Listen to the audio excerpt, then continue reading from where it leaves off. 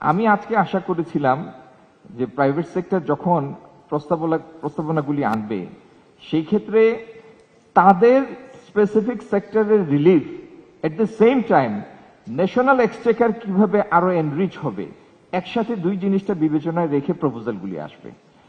আপনি tax GDP ratio যদি আমরা বাড়াতে না পারি তাহলে তো এই দেশকে এগিয়ে নিয়ে যাওয়ার কোনো উপায় নাই।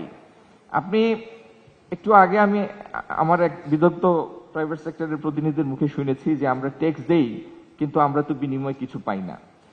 এই এই ইনহেরেন্ট একটা ধারণা থেকেও বেরিয়ে আসতে হবে। আপনি যদি কিছুই না পেতেন you would not have been here to deliver your speech. আপনার এই নিরাপত্তা নিশ্চিত করাটাও যারা সরকারি ব্যবস্থাপনায় আছেন তাদের কাজের একটা অংশ। যেহেতু এটা মানে ইনহেরেন্ট সেই জন্য আমরা এটা ফিল করি না। প্রত্যেকটা আমরা চাইবো আগামী দিনে আজকে যেখানে আছি সেইখান থেকে উপরের ধাপে যাওয়ার, পরবর্তী লেয়ারে যাওয়ার, হায়ার টিয়ারে যাওয়ার। তো যাই হোক, আপনাদের মূল্যবান পরামর্শগুলি আমাদের এনবিআর চেয়ারম্যান নোট করেছেন, মাননীয় অর্থমন্ত্রী মহোদয় মন দিয়ে শুনেছেন। কতগুলি সেক্টরের কথা আমি বলি, বিশেষ করে আমাদের জুয়েলারি সমিতি, তাদের সাথে কয়েকদিন আগেও আমার কথা হয়েছে। এই এন্টায়ার গোল্ড বিজনেস, আমি কালো সাদার আলাপে যাব না, কিন্তু পাবলিক পারসেপশন যেটি, এটাকে সাদা অর্থনীতির ভিতরে নিয়ে আসতে হবে এন্টায়ারটাকে।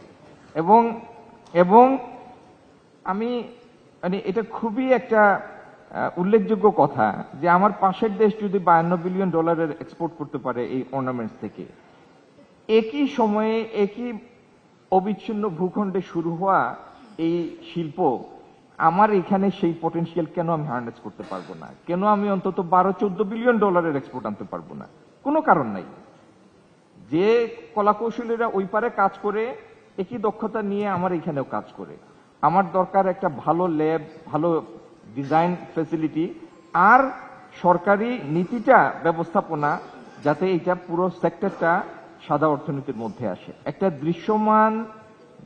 দৃশ্যমান অর্থনৈতিক বড় অপারেটরগুলির মধ্যে একটা এন্টায়ার সেক্টর দৃশ্যত কালো অর্থনীতির মধ্যে আছে, এটা কোনো হেলদি প্র্যাকটিস না। We must get it back in the white economy, এবং আমরা সেটা করবো ইনশাল্লাহ আগামী দিন। আমি আজকে আর কথা বাড়াবো না। আজকের এই আলোচনার মূল শ্রোতা হচ্ছেন মাননীয় অর্থমন্ত্রী মহোদয়। আমি আপনাদেরকে এইটুকু আশ্বস্ত করতে পারি, দীর্ঘদিন একসাথে রাজনীতি করার কারণে, 2 মাসের সরকারি ব্যবস্থাপনায় পাশাপাশি থাকার কারণে, আমাদের অর্থনৈতিক ব্যবস্থাপনার যিনি অভিভাবক তিনি অত্যন্ত প্র্যাগম্যাটিক, অত্যন্ত বিজনেস ফ্রেন্ডলি, এবং অর্থনৈতিক ভালোভাবে পরিচালনা করার জন্য যে মৌলিক উপলব্ধিগুলির দরকার তার প্রত্যেকটি ওনার মধ্যে আছে এবং যথেষ্ট পরিমাণে আছে। এই ইকোনমিক ম্যানেজমেন্টটা, বাংলাদেশের অর্থনৈতিক ব্যবস্থাপনাটা is in a safe hand, এবং আগামী দিনে ইনশাল্লাহ আপনারা সেটার প্রমাণ দেখবেন। ধন্যবাদ। আসসালামু আলাইকুম। সময়ের সাথে সাথে দেখা দেয় নিত্য নতুন প্রয়োজন। রেডি থাকতে হয় প্রতি মুহূর্ত। তাই এলো ইনোভার, যেন আপনি লাইফে থাকেন রেডি প্রতিদিন। Innova, designed for now.